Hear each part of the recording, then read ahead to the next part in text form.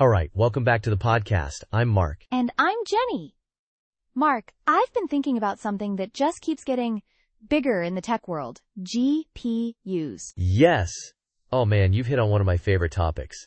They are expanding, aren't they? It feels like every new generation, they're these massive, powerful monoliths. Exactly. Like, why do we need these things to be so enormous now? What's driving that? Okay, see, this is the cool part. It's largely because of AI. These massive AI models, especially large language models, they need incredible amounts of computational power and memory. And GPUs are just perfectly built for that kind of parallel processing. Okay, so it's the AI boom? But isn't there more to it than just needing more power? There is. Think about NVIDIA's latest Blackwell architecture.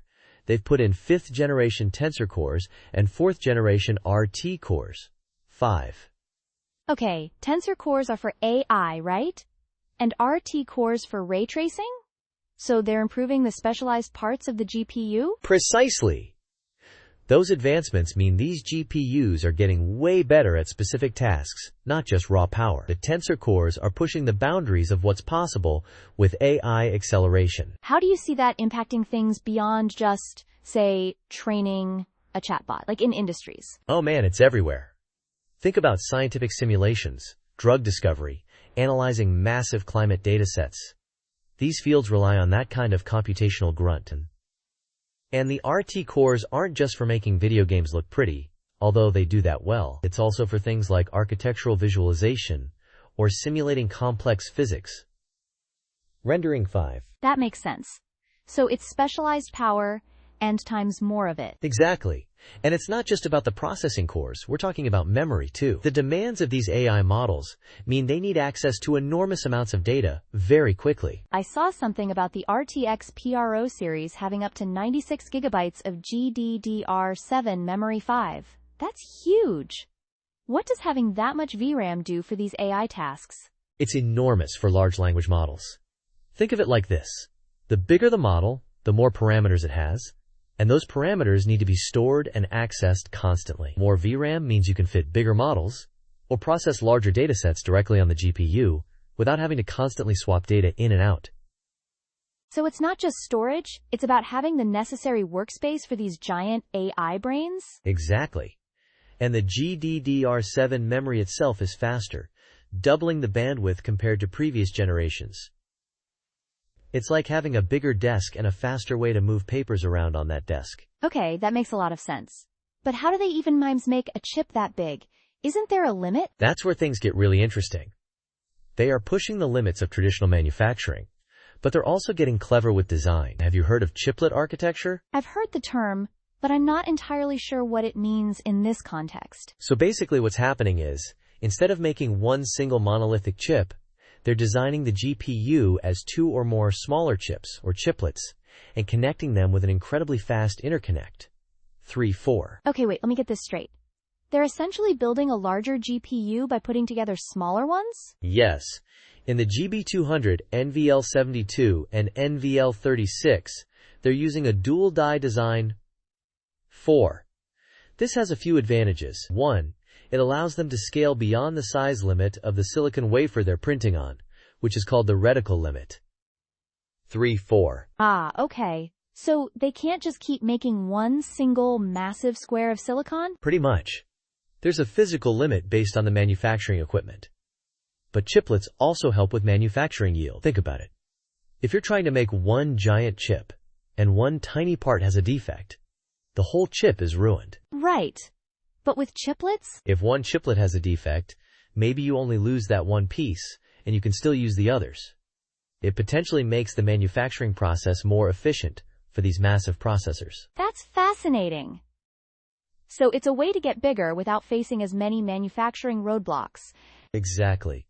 And it allows for more flexibility in design, too. You can imagine mixing and matching different types of chiplets in the future. Okay, so we've got architectural advancements, huge memory demands, and these clever chiplet designs. It paints a clear picture of why times they're getting bigger from a technical standpoint. But what about the flip side? The energy consumption. These things draw a lot of power, right? They do. Some of these larger GPUs can pull over 700 W under load. That's a significant amount of energy, and it raises concerns about the environmental impact, especially in data centers where there are thousands of them. We definitely have to consider that. Absolutely. So how is the industry balancing this need for immense power with the environmental concerns? It feels like a big hurdle. It's a real challenge, no question. Part of it is architectural efficiency, trying to make sure each calculation takes less energy. But there's also research into alternative computing methods, things that fundamentally change how the computation happens. Alternative methods? Like, what are people exploring? There's a lot of interest in analog computing, for example. The idea is that instead of using digital zeros and ones for every single calculation, you use the physical properties of the circuits, maybe the voltage levels or current flow, to perform operations directly. Particularly for tasks like matrix multiplication, which is core to AI video input. They claim this could potentially reduce energy consumption significantly, maybe by 90% for certain parts of the workload.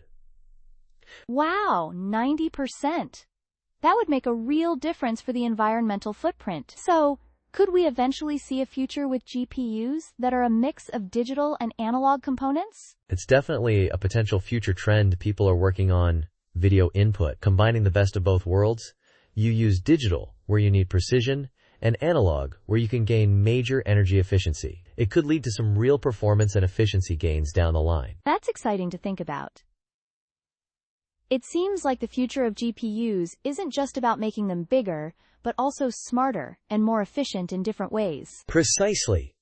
And we also have to look at the broader picture. While there are definitely environmental costs associated with this kind of power consumption, these larger GPUs are enabling breakthroughs in healthcare AI, allowing us to analyze medical images faster and more accurately, or speed up drug discovery.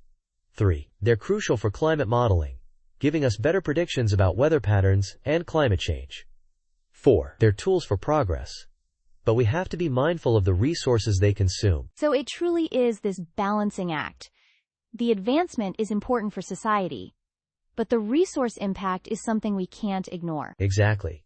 It's a conversation the industry is actively having, and it's helping drive innovation not just in raw power, but in power efficiency, and these alternative approaches too. It's not just about pushing gigawatts, it's about pushing the boundaries of computing itself. That makes sense. Before we wrap up, Mark, I have to ask about the cost. These massive, advanced GPUs, they're not exactly cheap, are they? Like the H100s. They can be tens of thousands of dollars. You hit on a crucial point, Jenny.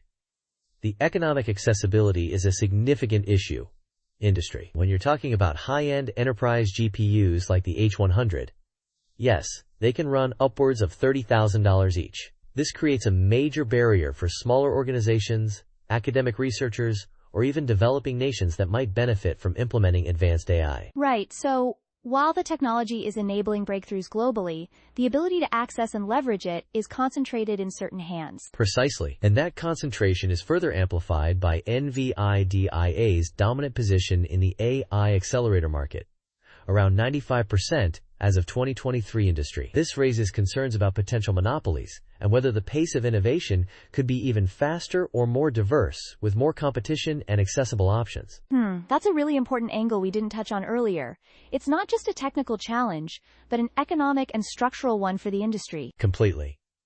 And while chiplets and new architectures are pushing performance, there are also debates about diminishing returns. Are we seeing the same proportional performance gains for every doubling of transistors like we might have in past decades? Maybe not as much, industry. Here, there's a constant push and pull between scaling up existing tech and developing fundamentally different approaches. So it's not a simple linear progression of bigger is always better? Not necessarily. That's why you see companies like Google developing their own specialized TPUs or Cerebras with their wafer-scale engines industry. These are different architectures designed to tackle specific types of AI workloads, and in some cases, they might be more efficient or better suited than a general-purpose GPU, no matter how big the GPU is. Okay, that adds a really interesting layer of complexity. It's not just NVIDIA leading the charge with bigger chips, but a whole ecosystem of specialized hardware emerging. Exactly. The demand for compute is so high and so diverse that it's creating room for different approaches and different players.